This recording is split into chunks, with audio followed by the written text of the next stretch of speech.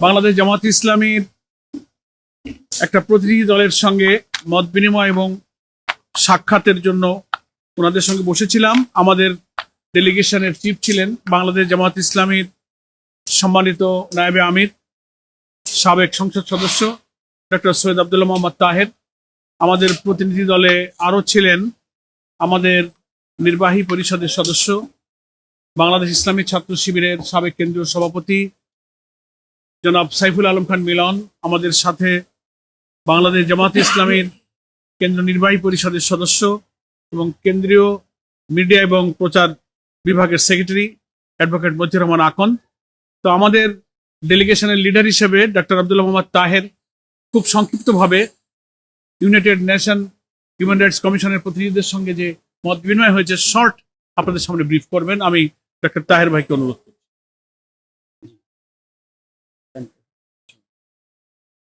বিসমিল্লাহির রহমানির রহিম, নাহমাদুহু ওয়া নুসাল্লি আলা রাসূলিহি। সম্মানিত সাংবাদিক বন্ধুরা, আসসালামু আলাইকুম ওয়া রাহমাতুল্লাহি। জামাত ইসলামীর যে ডেলিগেশন আজকে এখানে আসছেন, জাতিসংঘের প্রতিনিধি, ইউএনের প্রতিনিধির সাথে আমরা মত বিনিময় করেছি।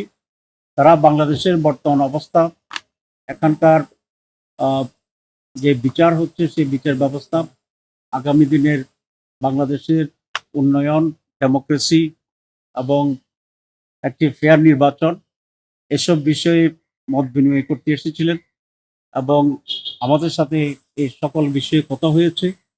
জামাত বাংলাদেশকে কিভাবে দেখতে চায়, বিভিন্ন বিষয়ে জামাতের যে স্ট্যান্ড কি সেটা তারা জানতে চেয়েছে। আমরা আমাদের দলের পক্ষ থেকে বলেছি, বিচারের ব্যাপারে আমরা বলেছি যে ক্রিমিনালস যারা আছেন তাদের বিচার হইতে হবে, তবে সেটা যেন ফেয়ার হয় এবং কোনো ধরনের ইনজাস্টিস যাতে না হয়, এবং ট্রাইব্যুনালে যে বিচার হবে সেটা যেন আন্তর্জাতিক মানের সাথে এটাকে যেন কমপ্লাই করে, সেই বিষয়টি আমরা বলেছি। আমরা এটা বলেছি একটা স্থায়ী ডেমোক্রেটিক সিস্টেম তৈরি হওয়ার জন্যে এবং একটি সুস্থ অবাধ নির্বাচন সংস্কার, প্রয়োজনীয় সংস্কার শেষে যথাসম্ভব শীঘ্র যাতে অনুষ্ঠিত হয়, এ ব্যাপারে আমরা কথা বলেছি এবং যাতে ইলেকশনটি ফেয়ার, পার্টিসিপেটরি এবং অবাধ হইতে পারে, সে ব্যাপারে যে সকল প্রয়োজনীয় অ্যামেন্ডমেন্ট দরকার, সেই অ্যামেন্ডমেন্টগুলো যেন যত শীঘ্র সম্ভব করা দরকার এবং একটি ন্যাশনাল কনসেনসাসের মাধ্যমে প্রয়োজনীয় অ্যামেন্ডমেন্টগুলো যাতে গৃহীত হয় এবং সে আলোকে যেন এই সরকার সুষ্ঠু নির্বাচন করে, এটা যেন তাদের। সবাইকে ধন্যবাদ। এটাই আমাদের মতামত। ধন্যবাদ। তারা আমাদের সাথে এসব বিষয়ে সৌহার্দ্যপূর্ণ পরিবেশে তারা সন্তুষ্ট হয়েছে। তারা আমাদের সাথে এসব আলোচনায় তারাও পার্টিসিপেট করেছে এবং সামনে এসব ব্যাপারে জাতিসংঘ আরো আলোচনা অব্যাহত রাখবে এবং তারা বাংলাদেশের জন্য পজিটিভ ভূমিকা তারা পালন।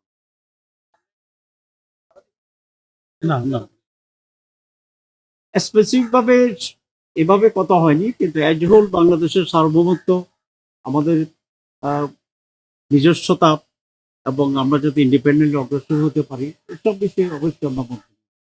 সবাইকে ধন্যবাদ। এটা আসলে তারা জানে, তারপরেও আমরা আমাদের উপর যে নির্যাতন শুধু আমাদের উপর নাই, তারা বাংলাদেশের মানুষের উপরে যে নির্যাতন হয়েছে সেটা কিছুটা তুলে ধরা হয়েছে। তবে আমাদের এটা প্রতিমান হয়েছে, তারা এসব কিছু জানে।